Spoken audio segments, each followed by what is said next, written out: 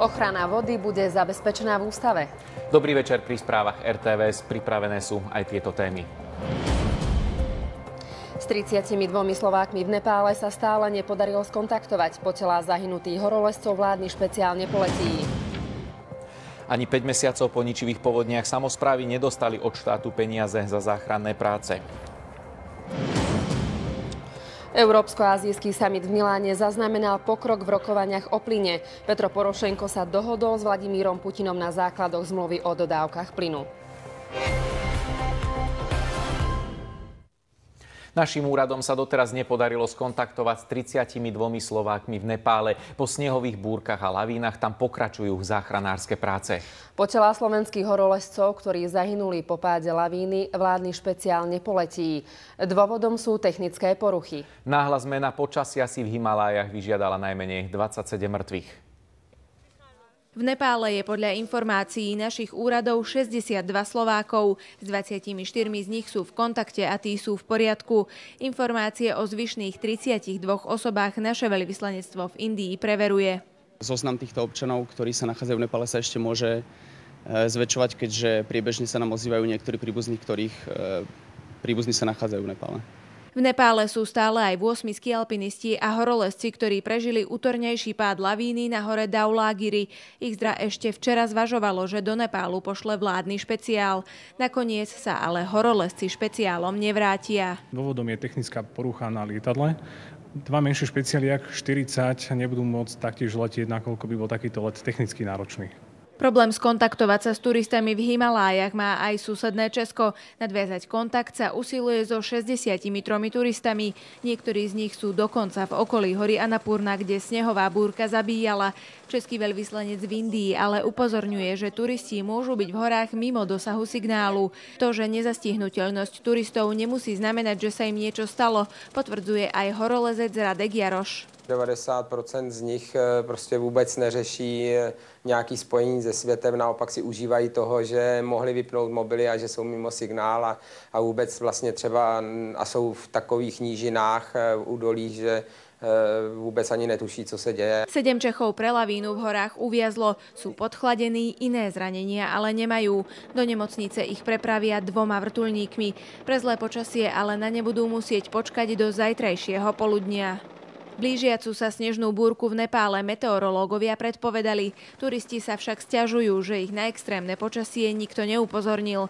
Nepálsky premiér v reakcii na to vyhlásil, že v krajine zavedú systém upozornení. Nepálske úrady čelia kritike aj pre slabú aktivitu pri záchranných operáciách. Alexandra Kazlovová, RTVS. Minister hospodárstva Pavol Pavlis chce presvedčiť vládu, aby štát kúpil ďalšie akcie v slovenských elektrárniach. Buď celý podiel, ktorý predáva Enel, alebo 17% na zabezpečenie väčšiny v podniku. Minister Pavlis pripomenul, že štát nemá na podnik predkupné právo a bude musieť uspieť v konkurencii zahraničných záujemcov. Pred všetkými potenciálnymi kupcami stojí problém nedokončených mochoviec.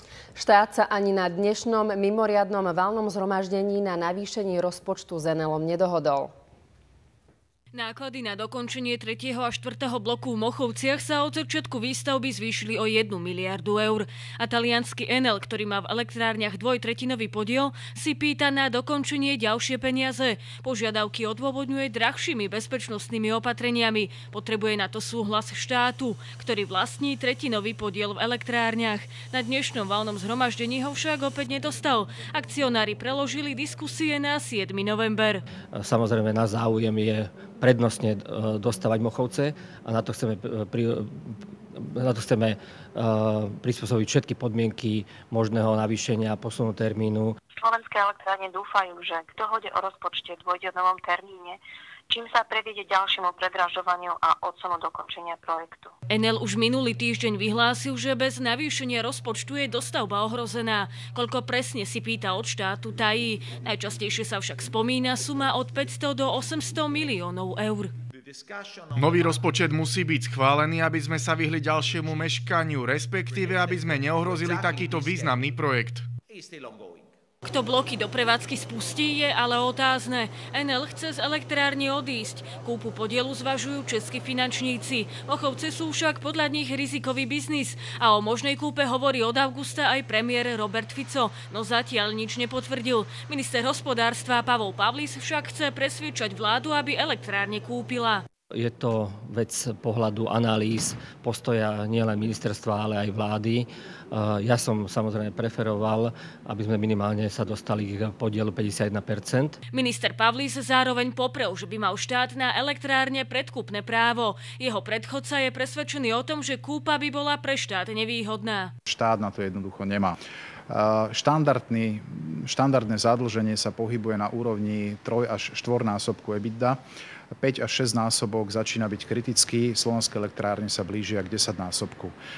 To, že sme kúpili prednedávno 100% slovenského plynárenského priemyslu, sa nám dneska vracia dvakrát a to isté môže nastať aj v budúcnosti s energiou, elektrickou energiou. To znamená, z pohľadu energetickej bezpečnosti je veľmi dôležité mať v rukách nejaký kontrolný balík. Enel očakáva ponuky od potenciálnych kupcov do konca novembra. Bez ohľadu na to, kto predávaný podiel nakoniec získa, musí taliansky akcionár spolu s vládou uzavrieť proces celej privatizácie, ktorá nie je ešte ani po 8 rokoch ukončená. Anna Tkáčová, RTVS.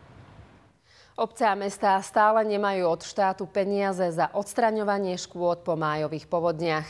Samosprávy už dávno mali zaplatiť firmám, ktoré robili záchranné práce. Mnohé to neurobili. Dodávatelia sa teraz dožadujú peňazí. Mnohí chcú obce a mestá žalovať. Obce v okrese Stará Ľubovňa čelili povodni v máji aj v júni. Májová záplava postihla až 28 obcí. Záchranné práce si vyžiadali 660 000 eur, ale žiadne peniaze obciam doteraz neprišli. Náklady, ktoré sme vynaložili pri záchranných prácach, sú okolo 85 000 eur. Tieto ešte nemáme dodnes uhradené. Problém je ten, že sme len čiastočne zaplatili, koľko sme mohli. A vlastne ešte nejakých 85 000 eur je nezaplatených, kde vlastne dodávatelia čakajú na tieto peniaze. Dodávateľom ale trpezlivosť dochádza, najmä tým, ktorí pomáhali viacerým obciam. Napríklad lomový kameň počas povodní vozili do celého okresu len z lomu pri družstve v obci Jarabina. Pri majovej povodni v lome pracovali nepretržite 36 hodín. 6 obcí z celého okresu im ale stále nezaplatilo a družstvu dlhujú takmer 30 000 eur. Obcám sme zastali predžalobnú pomienku. Poslali sme im aj penalizáciu, pretože už všetko to je na viac ako 150 dní. Tak na budúci rok si obce nejakým spôsobom nezabezpečia nejaké rezervy. Nie je jedno skade, či je to z okresu, alebo z kraja, alebo z vlády, ale nedám ani kameň. To sa nedá tak žiť. My sme poľnohospodári, my musíme založiť v septembri, v oktobri úrodu a my peniaze nemáme koniec októbra. Obce si úvery na vyrovnanie dlhov vziať nechceli, keďže by to bola pre nich len ďalšia záťaž. Starostovia tvrdia, že sa snažili s podnikateľmi dohodnúť. Niektorí im vyšli v ústrety, no teraz na to najviac doplácajú malé firmy. Ministerstvo vnútra, ktoré peniaze malo poslať, o probléme vie. Rezorty vnútra a životného prostredia pripravujú na rokovanie vlády dokument o následkoch povodní. Tento materiál prešiel cez medzirezortné pripomienkové konanie a bude teda predložený na schválenie na rokovanie vlády v blízkom období. Po schválení materiálu sa pristúpi k refundáciám. Majové povodne zasiahli cez 200 obcí na celom Slovensku. Štát by mal vyplatiť spolu viac ako 2 100 000 eur, z toho najviac v Prešovskom kraji. Podľa rezortu životného prostredia peniaze by mali byť vyplatené do konca novembra. Alena Gribová, RTVS. Polícia má zrejme nový dôkaz v kauze vraždy Ernesta Valka. Na dne priehrady v Pripezinku podľa portálu Aktuálne.sk našli zbraň zavraždeného právnika. Priehradu v týchto dňoch vypustili vodohospodári, pretože ju čistili. Miesto je blízko domu, kde prominentného právnika pred 3 rokmi zavraždili. Policajti teraz zrejme budú skúmať, či je to zbraň, ktorou ho zastrelili. Vyšetrovateľ sa k prípadu ani k novým dôkazom nechce vyjadrovať. Európska komisia vyšetruje Duslo Šala. Od Slovenska žiada ďalšie informácie k investičnej pomoci. Ministerstvo hospodárstva musí na otázky odpovedať do konca októbra. Európska komisia o takmer 60 miliónovej daňovej úľave pre Duslo Šala nerozhodne skôr ako v novembri. Komisia podľa europoslancov Ivana Štefánca a Richarda Sulíka skúma aj to, či firma zo skupiny Agrofert nie je privilegovaná. Ukrajinský prezident Petro Porošenko sa dohodol so šéfom Kremľa Vladimírom Putinom na základoch zmluvy o dodávkach plynu. Spolu s lídrami únie si sadli za rokovací stôl na Európsko-azijskom samite v Miláne. Podľa najnovších informácií však prezident Putin povedal, že Rusko už Ukrajine nejaký plyn na dlh nedodá. Informovala o tom Česká tlačová kancelária. Európska únia na teraz tiež nezmierni sankcie proti Rusku. Rozhovory nepriniesli žiaden zásadný posun vo vzájomných vzťahoch. Únia zaviedla sankcie proti Rusku počas leta pre anexiu Krymu a podporu separatistov na východe Ukrajiny zo strany Kremľa. Rusko následne zaviedlo protisankcie a vzťahy sa dostali na najhoršiu úroveň od konca studenej vojny. Európsko-ázijský summit uvoľnenie napätia nepriniesol. Žiadny zásadný posun tu nevidím. Musíme pokračovať v rokovaniach. Hlavný problém je pokračujúce porušovanie územnej celistvosti Ukrajiny. Moskva má na vec opačný pohľad. Hovorca Kremľa Dmitrij Peškov po rokovaniach povedal, že boli plné nedorozumení a hádok. Lídrom tiež robí vrásky na čele hroziaca plynová kríza. Rusko zastavilo plyn pre Ukrajinu v júni. Gazprom už niekoľko týždňov kráti dodávky aj Európe. Pociťuje to aj Slovensko. Vladimír Putin pred summitom hrozil, že plyn môžu zastaviť úplne, podobne ako v roku 2008. Ak budeme vidieť, že naši ukrajinskí priatelia odoberajú nelegálne plyn, ktorý exportujeme, potom podobne ako v roku 2008 znížime dodávky v rovnakom množstve, ako nám ukradli. Trojstranné rokovania o plyne medzi Úniou, Ukrajinou a Ruskom trvajú už od leta. Putin sa dnes s Porošenkom dohodol na základných parametroch plynového kontraktu. Pokračujeme v rozhovoroch ohľadom zdrojov, ktoré sú potrebné na finančné pokrytie tohto kontraktu. Rokovania o plyne majú pokračovať budúci týždeň v Bruseli. Európa sa pripravuje aj na situáciu, že by z Ruska neprúdil v zime žiaden plyn. Stres testy ukázali, že ak by štáty spolupracovali, Únia by zimu zvládla. Filip Minich, RTVS. Politici po rokovaniach v Miláne priznali, že nenašli spôsob urovnania krízy na Ukrajine. Kyjev aj Moskva síce problém chcú riešiť, ich predstavy sa však rozchádzajú. Lídri sa zhodli iba na medzinárodnej kontrole ukrajinsko-ruských hraníc. Hliadkovať tam budú bezpilotné lietadlá. Ukrajinská kríza, ebola, islamský štát. To sú hlavné témy, o ktorých hovorili svetoví lídri na Európsko-ázijskom samite v Miláne. Najväčšiu pozornosť médiá venovali stretnutiu prezidentov Ruska a Ukrajiny, Vladimíra Putina a Petra Porošenka. V Miláne sa stretli po prvý raz od konca augusta. O kríze na Ukrajine rokovali s predstaviteľmi Európskej únie a západných krajín. Vladimír Putin said very clearly that he doesn't want a frozen conflict. He doesn't want a divided Ukraine. Vladimír Putin veľmi jasne vyjadril, že nechce zamrznutý konflikt a rozdelenú Ukrajinu. V tomto prípade by Rusko malo urobiť konkrétne kroky pre skutočné dodržiavanie dohôd. Ruské jednotky by mali odísť z Ukrajiny a Moskva by mala uznať výsledky ukrajinských volieb. Ak sa tak nestane, Európska únia vrátane Británie musí trvať na zavedených sankciách.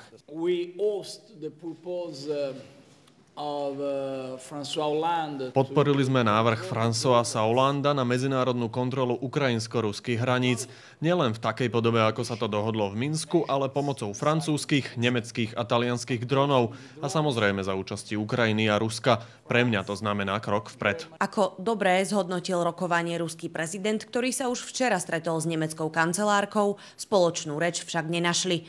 Okrem toho, že pôvodný termín dohodnutého rozhovoru Putin zmeškal, si médiá všimli aj ďalšie fópá ruského prezidenta. Na slávnostnú večeru viac ako 50 štátnikov totiž prišiel v momente, keď stály predseda Európskej rady Herman van Rompuy prednášal slávnostný prípitok.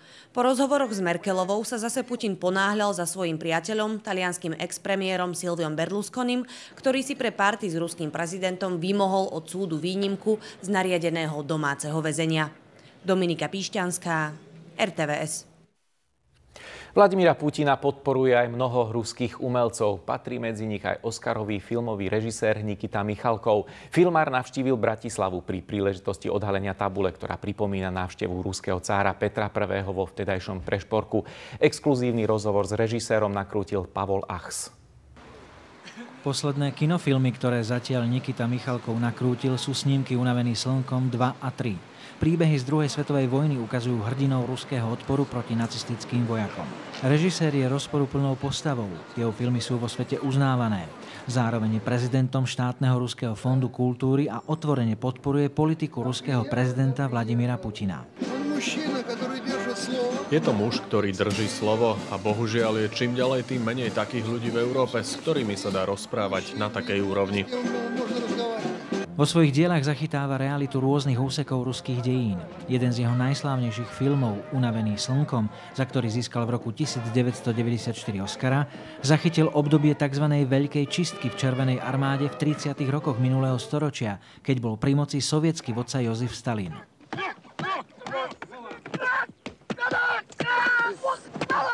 Kým Rusi si v známom prieskume spred niekoľkých rokov Stalina zvolili za jedného z najväčších mužov svojej histórie, na západe je považovaný za jedného z najkrutejších diktátorov.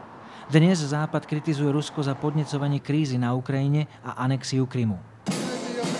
Nakrútiť niečo o anexii Krymu nemôžem, pretože nie je. Krym to je Rusko, ale čo sa týka ruského Krymu, to by som nakrútil.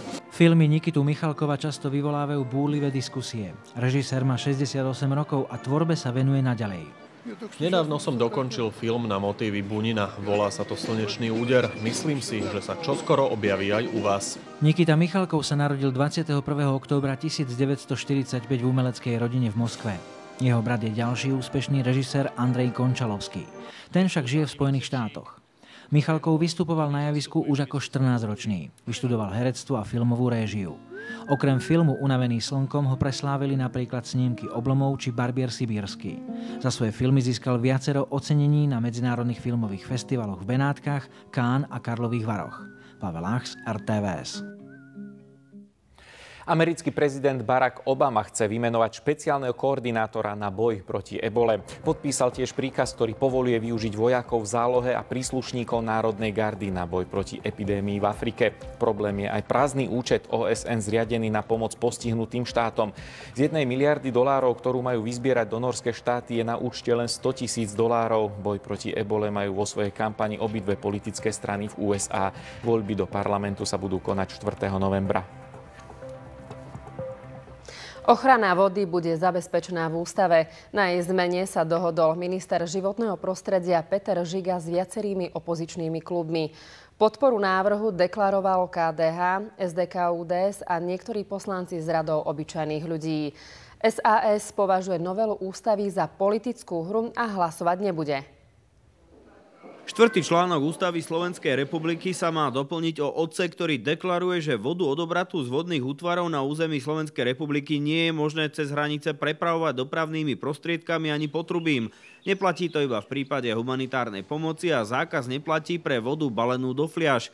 KDH si za svoje hlasy do návrhu presadilo aj povolenie prevážať vodu pre osobnú potrebu. To znamená, že to je ľudia, keď si naberú z prameňa vodu, kde si uznajú za vhodné, že to chcú mať a chcú požívať takúto vodu, tak aby nemali problém pri takomto prevoze. Hlasovať za novelu ústavy by malo aj SDK-UDS. Ľudovít Kaník ale svoj hlas podmienil ďalšou úpravou. Pre nás je kľúčové práve to, aby sme do ústavy dostali, že s nerastným bohatstvom sa bude zaobchádzať efektívne. V prípade Kaníka ide o pozmeňovací návrh. Musia o ňom hlasovať ešte poslanci. Minister sa za nich v tomto prípade nechcel zaručiť. Ja osobne, keď môžem za seba povedať, ja by som s tým problém nemal a keby ste sa ma pýtali, že či by som to podporil, asi áno, ale hovorím, je to skôr na klube. Zdržať hlasovania sa plánuje strana Sloboda a Solidarita. Schvaľovanie je podľa jej člena Martina Poliačika politickou hrou. Sa nám do textu ústavného zákona dostávajú veci ako spotrebiteľské balenie vody, čo v ústave podľa mňa nemá čo robiť. Počas záverečnej reči ministra k predloženej novele narušila rokovanie poslankyňa Helena Mezenská. Pobúrilo ju, že šéf Envirorezortu označil organizovanie petičnej akcie za štrajk. Tu ste organizovali štrajky a neviem čo všetko. Ospravedlnenie, pán minister. Nie, ja opakovane som naozaj svedkom toho, že sa tu podávajú dezinformácie. Pán minister, petičná akcia nie je štrajk. Naozaj, pani poslankyňa Mezenská, prosím vás, nekričte a nehajte ma to vyriešiť. Dobre? Žiadam ospravedlnenie, pán prezident. Ja sa vám hlboko ospravedlňujem, že som si zamenil pojem štrajk za petičnú akciu. Mrzí ma to. Rozprávu k druhému čítaniu dnes Národná rada ukončila. Hlasovať budú poslanci v utorok. Matúš Jaco, RTVS. Štát platí dvakrát za to isté. Štátne úrady majú často rovnaké zameranie ako ústavy Akadémie vied, napríklad pri geológii. Minister školstva na to upozornil potom, ako si akademici chceli protestom vydobiť viac peňazí. Výsledkom napätia pri návrhu štátneho rozpočtu tak môže byť napokon aj zlučovanie či rušenie ústavov. Počet úradov, organizácií, inštitúcií či ústavov, ktoré platí štát, je príliš vysoký, dlhodobo upozorňuje Republiková únia zamestnávateľov. Podľa jej analýzy spred 2 rokov je ich viac ako 800. Máme napríklad 2 divadelné ústavy, máme viacero výskumných ústavov, ktoré sú duplicitné. Podobne fungujú napríklad aj Geologický ústav Slovenskej akadémie vied a Štátny geologický ústav pod rezortom životného prostredia. Sa natíska otázka, nebolo by možné, keby sa tieto 2 ústavy zlúčili a mali 2 zložky, možno jednu tú výskumnú, druhú tú aplikačnú pre prax, alebo si môžeme dnes dovoliť živiť 2 ústavy, ktoré sa venujú geológii. Podľa šéfa Akadémie vied musí prípadnému zlúčeniu predchádzať analýza. Až každý robí niečo iné a pracovne sa viac menej nestretnú, tak ja v tom nevidím veľký význam. Musí byť množstvo rokovaní a je predčasné povedať, že áno, prinesie to efekt. Na to neexistujú ešte žiadne analýzy. Pri zlučovaní by však zrejme akademici ťahali za kratší koniec. Minister životného prostredia sa svojho geologického ústavu vzdať nemieni. Štátny geologický ústav Dionýza Štúra, ktorý má 70-ročnú históriu, si myslím, že tam by to malo byť celé sústredené. Štát však proti akadémii silu nezneužije, sľubuje minister školstva. Samozrejme, my rešpektujeme postavenie Slovenskej akadémie vied ako najvýznamnejšej inštitúcie vedeckej na Slovensku. A preto by to skôr mala byť taká dohoda. Ex-minister školstva ponúka iné riešenie, ktorý z duplicitných ústavov je lepší, by mala ukázať súťaž. Sprístupniť granty všetkým súťažiacim, merať výsledky a nech tie ústavy súťažia, ktorý dokáže pre Slovensko urobiť viac za tie peniaze, ktoré štát poskytuje. Prípadné zlučovanie či rušenie duplicitných ústavov sa už v rozpočte na budúci rok zrejme nestihne prejaviť. Úspory by mohlo priniesť v roku 2016. Marek Zgalínovič, RTVS. V Bratislave odštartovali 3 študentské formuly. Uvidíme ich vo viacerých slovenských mestách. Poslucháči Strojníckej fakulty STU dosahujú s monopostami dobré výsledky aj vo svete. Pri zostrojovaní ich motivovali preteky Formuly 1. Dôležitou vlastnosťou študentských formúl je nízka spotreba. Študenti sa s ich novým úsporným vozidlom poháňaným na plyn predstavia na súťaži Ekomaratón. Úlohou je prejsť čo najviac kilometrov na 1 liter paliva. Reálne teraz prešlo 462 kilometrov na ten 1 liter paliva. Hlavnou disciplínou na medzinárodných súťažiach elektrických formúl sú 22-kilometrové preteky, na ktorých rozhodcovia okrem času a rýchlosti sledujú aj jazdné vlastnosti či bezpečnosť vozidla. Ide o to, ako ten tím budoval to auto, či je schopný v podstate odprezentovať svoj monopost, to znamená teda odprezentovať biznis plán, takisto či je ten tím schopný to auto naceniť.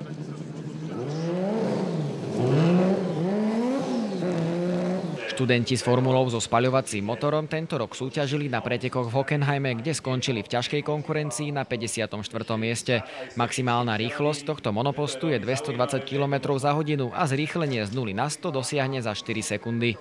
Realizácia podobných projektov pomáha študentom ľahšie nájsť si prácu. Je to veľmi dobrý štart, ako ja študent môžem popri vzdelávaní teórii vyskúšať aj praktické zručnosti. Záujem od týchto študentov je obrovský. Máme veľmi pekný projekt rozbehnutý Volkswagen Slovakia, kde naši študenti komplet vyučovanie prebieha na fakulte, ale všetky praktické cvičenia sú priamo v závode. 3 študentské formuly sa okrem Bratislavy predstavia ešte aj v Trnave, Dubnici nad Váhom, Dolnom Kubíne, Banskej Bystrici a v Leviciach.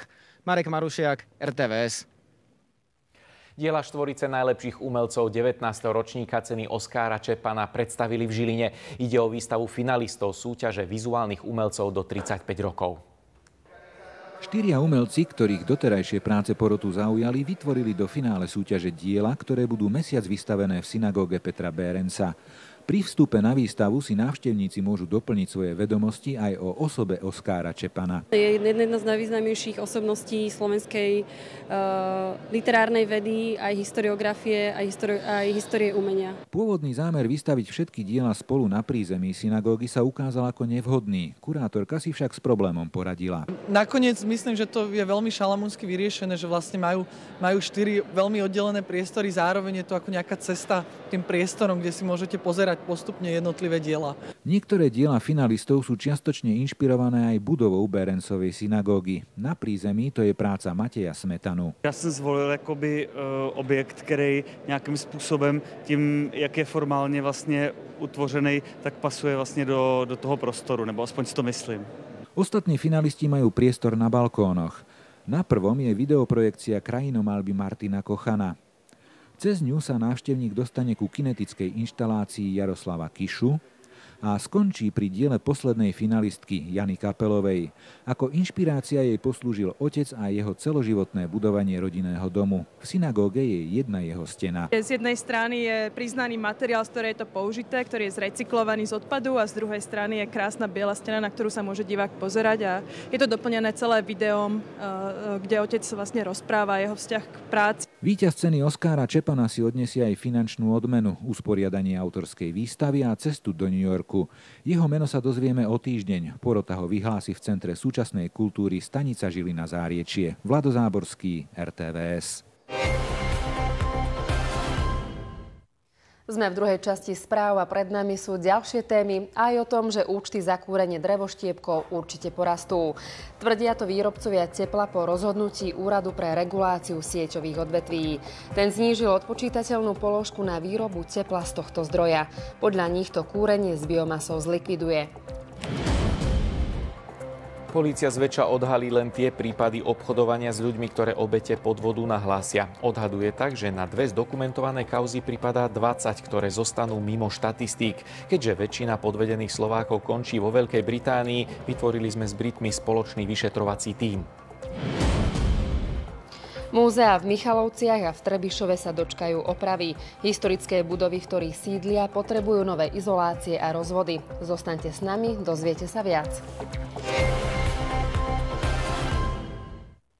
Kým verejné domovy sociálnych služieb pre seniorov sú preplnené, tie súkromné či cirkevné majú voľných miest dosť. Problém však je, že v nich si častokrát klient musí aj dlhé mesiace platiť starostlivosť z vlastného vrecka. Župy totiž za týchto klientov platia oneskorene. Tvrdia, že nemajú peniaze. Ste senior a nemá sa o vás kto postarať. Máte na výber, alebo sa zapíšete do poradovníka domova zriadeného župou a na voľné miesto budete čakať niekedy aj niekoľko rokov, alebo si vyberiete súkromné či cirkevné zariadenie. Tu však budete za mesačnú starostlivosť platiť v priemere viac ako 1 000 eur. A hoci máte ako ktokoľvek iný nárok na príspevok od župy, dočkať sa ho nemusíte. Asociácii poskytovateľov sociálnych služieb sa nepáči, že župy začnú platiť za klienta aj s niekoľkomesačným oneskorením. Naše služby sú pre nich drahé. Oni jednoducho ten príspevok nutne potrebujú. Platiť 1100 eur mesačne je pre rodinu zdrcujúce. Župy vysvetľujú, že chyba je v systéme financovania sociálnych služieb. Z podielových daní nemajú dosť peňazí na to, aby prispievali na pobyt ľudí v neštátnych zariadeniach bezprostredne po nástupe. V tom systéme nie je dostatok finančných prostriedkov a je dôležité, že napríklad Bratislavský samosprávny kraj už v súčasnej dobe na sociálne služby dáva o 100% viac finančných prostriedkov, ako by z podielových daní z príjmov fyzických osôb mal poskytovať. Ministerstvo práce minulý rok nakoniec dofinancovalo lôžka v neštátnych zariadeniach priamou dotáciou 140 eur na miesto na jedno lôžko. Poskytovateľia sociálnych služieb dnes protestom na Bratislavskom námestí SMP požadovali, aby financovanie prešlo späť pod Ministerstvo práce. Samotná otázka návratu týchto kompetencií sociálnych služieb však nie je na Ministerstvo práce, pretože decentralizácia to je oveľa širšia reforma. Nie je v silách zákona o sociálnych službách ani len Ministerstva práce vrátiť v oblasti sociálnych služieb kompetencie naspäť štátu. Samosprávy, ale aj asociácia prijímateľov sociálnych služieb hovoria o potrebe zmene systému financovania sociálnych služieb. Pomohlo by podľa nich, ak by napríklad príspevok dostával priamo človek a nie zariadenia. Samotný človek by sa potom rozhodol, či chce príspevok použiť v štátnom alebo v neštátnom zariadení. Milan Janásik, RTVS. Účty za kúrenie drevoštiepkov určite porastú. Tvrdia to výrobcovia tepla po rozhodnutí Úradu pre reguláciu sieťových odvetví. Ten znížil odpočítateľnú položku na výrobu tepla z tohto zdroja. Podľa nich to kúrenie s biomasou zlikviduje. Ľudia na ňu prešli najmä pre nižšie ceny. Týka sa to vyše 30% bytov na Slovensku. Tepláreň na drevnú štiepku v bratislavskej Vrakuni zásobuje teplom tisíce domácností. Podobne je to v Banskobystrickej Radvani, kde znížila závislosť mesta od plynu o štvrtinu. Obe obyvateľom znížili účty za teplo o desiatky eur ročne. Sme mali za plyn predtým aj také nedoplatky a teraz to vyzerá, že to bude výhodnejšie. Tie náklady na tie gigajouly budú lacnejšie ako plyn. Úrad pre reguláciu sieťových odvetví ale podľa niektorých teplárov využívajúcich drevnú štiepku robil takéto forme výroby tepla koniec. Doteraz si teplári mohli do nákladov na výrobu tepla započítať 54 eur za každú tonu štiepky, ktorú spálili. Od nového roka to bude len 40 eur. Výrobu tepla to vraj predraží tak, že teplári budú v strate. Nastala taká zvláštna situácia, že vďaka nekompetentnému rozhodnutiu Úradu pre reguláciu sa vlastne neoplatí teplárom vyrábať lacné teplo z drevnej štiepky, ale v kľude môžu vyrábať teplo z drahého zemného plynu. V niektorých kotolniach, ako je napríklad táto v bratislavskej Vrakuni, je prechod výroby tepla z drevenej štiepky na obyčajný plyn len o pretočení niekoľkých prepínačov. Väčší problém môžu mať v teplárniach, ktoré sú odkázané na biomasu. Tí môžu zo štiepky prejsť na peletky. Ľudia si však za teplo v každom prípade priplatia. Pri plyne ročne v priemere o 115 eur, pri peletkách ešte viac o 165 eur. Na otázku, prečo predražil teplárom štiepku, nám úrad neodpovedal. Podľa Zväzu teplárov tým úrad porušil vyhlášku. Podľa nej môže meniť ceny iba vtedy, ak sa zmení aj trhová cena štiepky o viac ako 5%. To sa ale nestalo. Odpoveď, ktorú sme od úradu obdržali, neobsahovala požadované konkrétne číselné hodnoty, ktoré by potvrdili opodstatnenosť tohto kroku. Teplári chcú s úradom pre reguláciu sieťových odvetví o rozhodnutí ešte rokovať. Majú na to čas do konca roka. Pavol Kalínsky, RTVS. Po posledných pohyboch na mediálnom trhu sa objavila informácia, že finančná skupina Penta spolufinancuje časopis Týždeň. Tvrdenie sa objavilo na jej twitterovom účte po tom, čo v diskusii šéfredaktora Týždňa Štefana Hríba pod lampou nebol žiadny zástupca Penty. Hlavnou témou relácie bol vstup finančných skupín na mediálny trh. Penta v posledných týždňoch kúpila vydavateľstvo týždenníka Trend 7+ a chce kúpiť aj polovicu vydavateľstva denníka SME. Štefan Hríb odmieta, že by jeho týždenník financovala Penta alebo že by akokoľvek zasahovala do obsahu týždenníka. Priznal však, že Penta podporila projekty časopisu v uplynulých 5 rokoch sumou 250 000 eur cez svoju nadáciu. Militantnú skupinu Islamský štát už kurdské jednotky takmer vytlačili z mesta Kobane na severe Sýrie. Džihadisti ešte operujú v 2 mestských štvrtiach. Kurdom pomáhajú letecké útoky spojencov pod vedením USA. S medzinárodnou podporou sa podaril vyriešiť prípad iba 8-ročného Kosovčana. Jeho otec džihadista pred 5 mesiacmi dieťa so sebou vzal do Sýrie, kde bojuje na strane extrémistov.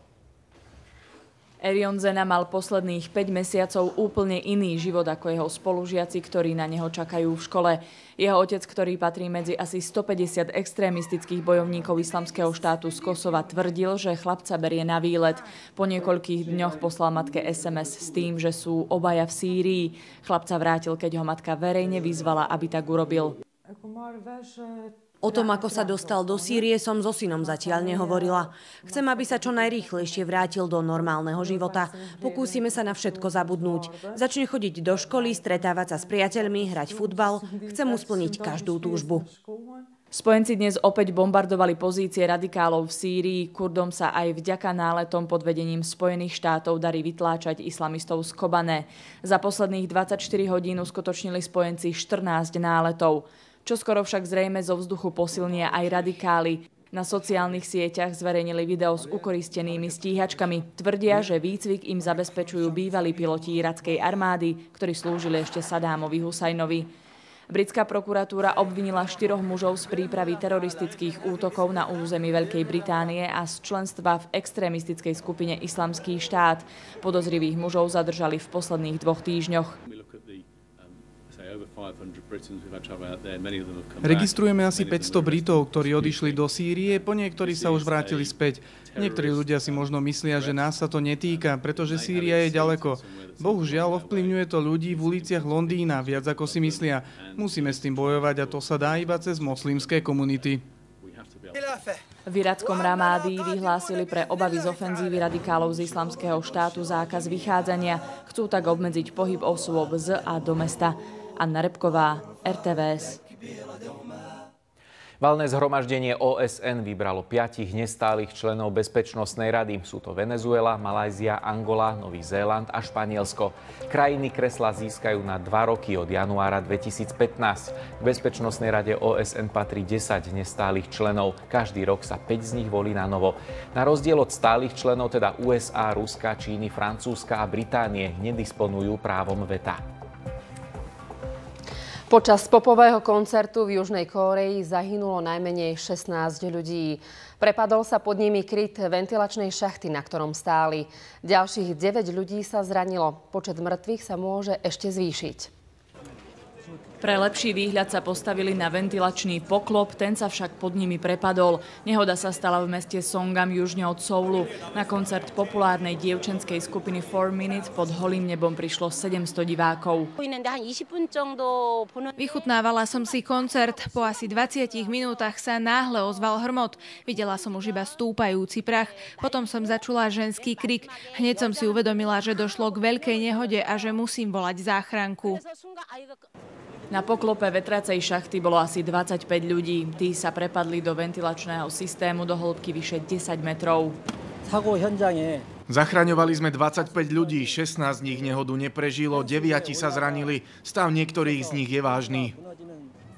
Nehoda môže vyvolať diskusie o bezpečnostných opatreniach v Južnej Kórei. Len pred pol rokom sa potopil preťažený trajekt, zomrelo pritom 300 ľudí. Anna Repková, RTVS. V Česku sa začalo druhé kolo senátnych volieb. Voliči si vyberajú 27 nových senátorov. Rozhodnú, či si vládna koalícia udrží v hornej komore parlamentu väčšinu. Výsledky prvého kola favorizujú strany vládnej koalície. Česi volia opäť potom, ako v prvom kole žiadny z kandidátov nezískal nadpolovičnú väčšinu hlasov. Volebné miestnosti zatvoria zajtra o 14. hodine. Výsledky by mali byť známe v sobotu podvečer. Polícia v Hongkongu opäť tvrdo zasiahla proti demonštrantom. Dáv rozháňala obuškami a slzotvorným plynom. Niekoľkých zatkla. Protesty postupne strácajú podporu verejnosti. Nepokoje trvajú skoro 3 týždne. Demonštranti žiadajú slobodné voľby a odstúpenie premiéra. Vláda druhýkrát sľúbila, že s nimi bude rokovať. Zatiaľ sa tak nestalo. V Kambodži sa začal súd s najvyššími vodcami Červených kmerov, ktorí v súčasnosti ešte žijú. Ideológ Nuon Chea a bývalý premiér režimu Kiev Sam Phan sú obvinení z genocídy. Počas ich vlády v Kambodži komunistické jednotky zabili a na smrť vyhladovali najmenej 1,5 milióna ľudí. Oboch mužov v auguste odsúdili na doživotie za zločiny proti ľudskosti. Proti trestu sa odvolali. Novým dekanom lekárskej fakulty na Univerzite Pavla Jozefa Šafárika v Košiciach má byť Daniel Pela. Zvolil ho akademický senát. Vzdelávanie medikov má viesť v čase, keď tam polícia preveruje 2 trestné oznámenia. V jednom sa spomína aj jeho meno. Novozvolený dekan obvinenia odmieta. Rektor univerzity zvažuje, či ho do funkcie vymenuje. Na Košickej lekárskej fakulte to vrie už viac ako mesiac. Na začiatku bola kauza podivného štúdia syna bývalého dekana a súčasného pedagóga školy Andreja Jenču, ktorý mal podľa garantky programu zubného lekárstva vyštudovať tento odbor bez toho, aby chodil na prednášky. Je 1800 z 5500 hodín prednášok. Kto si myslí, že zahodí 1800 a dostať diplom sa má? S jej argumentmi sa stotožnil aj rektor univerzity, ktorý podal pre podozrenie z podvodu trestné oznámenie. Zároveň žiadal senát, aby dekana Leonarda Siegfrieda odvolal. Senát mu nevyhovel, no dekan nakoniec požiadal o uvoľnenie z funkcie sám, aj keď obvinenia odmieta. Najnovšie čelí fakulta ďalšiemu trestnému oznámeniu, tentoraz pre podozrenie zo sprenevery. Ide o neoprávnené vyplácanie miest. Zamestnanci fakulty vraj namiesto nemocnice pracovali v súkromnom zdravotníckom zariadení, ktorého spolumajiteľom je novozvolený dekan Daniel Pela. Platiť ich však mala fakulta. Ja sa teším na prípadné vypovedanie v danej kauze, pretože pochybeniu z mojej strany určite nedošlo. V kauze údajného protekčného štúdia je už novozvolený dekan opatrnejší. Tvrdí, že rozhodnúť musia súdy. Ani pri jednom trestnom stíhaní zatiaľ nikoho neobvinili. Daniela Pelu volilo za dekana 15 z 24 členov akademického senátu. Jeho menovanie je však na rektorovi Mirošajovi. Tento senát nemá morálne právo voliť dekana na 4 roky. Fakulta podľa rektora nemala nikdy toľko káuz ako teraz. Prekáža mu aj skutočnosť, že v jednej z káuz sa spomína aj novozvolený dekan. O čom ja viem, pretože som sa tam zúčastnil na výsluchoch. Teraz neviem, čo ja budem robiť. Samozrejme, že prezumpcia neviny platí. Podľa vysokoškolského zákona rektor dekana menuje. Ak by tak neurobil, zvolený dekan Daniel Pela sa chce obrátiť na súd. Robert Haas, RTVS. Ministerstvo vnútra eviduje za minulý rok 30 slovenských občanov, ktorí sa v zahraničí stali obeťami obchodovania s ľuďmi. Odborníci pripúšťajú, že skutočné čísla sú niekoľkonásobne vyššie. Úrady totiž evidujú len odhalené prípady, alebo tie, ktorých obete či príbuzní to sami nahlásia. Odhaľovanie a dokazovanie je v tomto smere stále zložité. Pomôcť by mohol aj spoločný slovensko-britský vyšetrovací tím. Mladí ľudia, ktorí idú za prácou do zahraničia, by mali byť opatrní, najmä ak im niekto sľubuje dobrý plat a pritom nevyžaduje ani znalosť cudzieho jazyka. Môžu totiž skončiť ako obete obchodovania s ľuďmi. Zverské je obchodovanie s ľuďmi. V roku 2013 sme mali zaregistrovaných a pomohli sme 30 obetiam obchodovania s ľuďmi, ktoré boli obchodované najčastejšie na sexuálne vykorisťovanie a potom následne na nútenú prácu.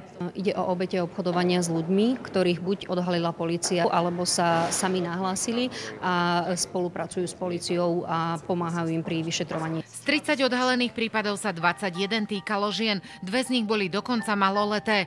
Skutočné číslo obetí obchodovania s ľuďmi je však 4 až 7 krát vyššie. Odhaľovanie a objasňovanie trestných činov je náročné. Len napríklad každý rok sa podarí policajtom objasniť z 20 prípadov približne 2. Najťažšie pre nás je to presvedčiť obete o spolupráci s políciou. Vo väčšine prípadov ide o obete, ktoré sú zo sociálne slabších rodín a nemajú či už právne povedomie alebo akékoľvek vzdelanie, čiže spolupráca s nimi je dosť náročná. Bohužiaľ, mnohé osoby, ktoré sa vracajú s takýmito skúsenosťami a podarilo sa im nejakým spôsobom uniknúť, veľmi sa boja.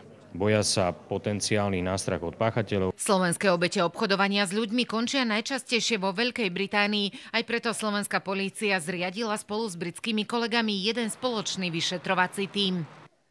Páchatelia obchodovania sú po celej krajine, najviac v Londýne. Ich odhaľovanie je ťažké, sú rozumní a majú dobre poprepájané svoje siete. Aj preto vymýšľame nový trestný zákon, ktorý bude prísnejší. Spoločný britsko-slovenský vyšetrovací tím už aktuálne pracuje na doriešení viacerých prípadov pracovného vykorisťovania. Timea Cimermanová, RTVS. Hraniční policajti zo Sobraniec chytili utečencov a prevádzača 20 kilometrov od hraníc. Polícia sledovala prevádzača dlhšie. Napokon ho chytila pri čine s 10 Vietnamcami. Pri sebe nemali žiadne doklady. Polícia prípad vyšetruje. Dve múzeá na Zemplíne čakajú veľké opravy. V Trebišove a v Michalovciach kompletne opravia ich budovy. Múzejníci to chcú stihnúť za rok. Prevádzku pre verejnosť počas rekonštrukcie obmedzia. Kaštieľ Andrášiovcov v Trebišove, vlhnúce steny, podlahy, zatekajúca strecha, chýbajúce izolácie. Slúžili od izolárne základy. Od hliny naťahuje do seba a potom všetko páda dole. Podlaha oddeluje sa a už je to celé dole. Omietka opadáva aj vo výstavných priestoroch. Po stenách sa šíria plesne. Posledná rekonštrukcia kaštieľa prebehla, keď sa z nemocničných priestorov, keď sa z nemocnice vlastne táto budova rekonštruovala na využitie múzea.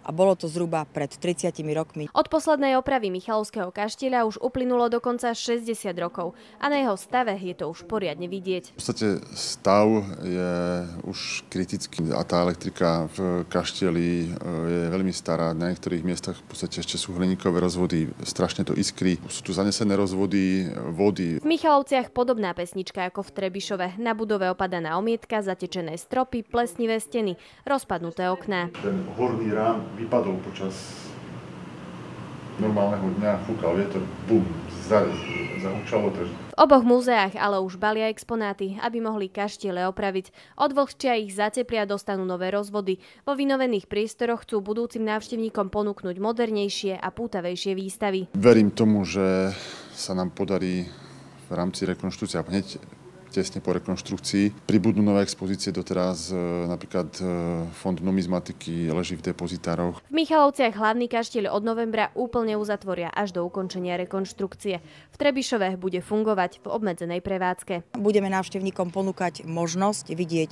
naše ďalšie expozície, ktoré sa nachádzajú v hospodárskych budovách v areáli nášho kaštieľa.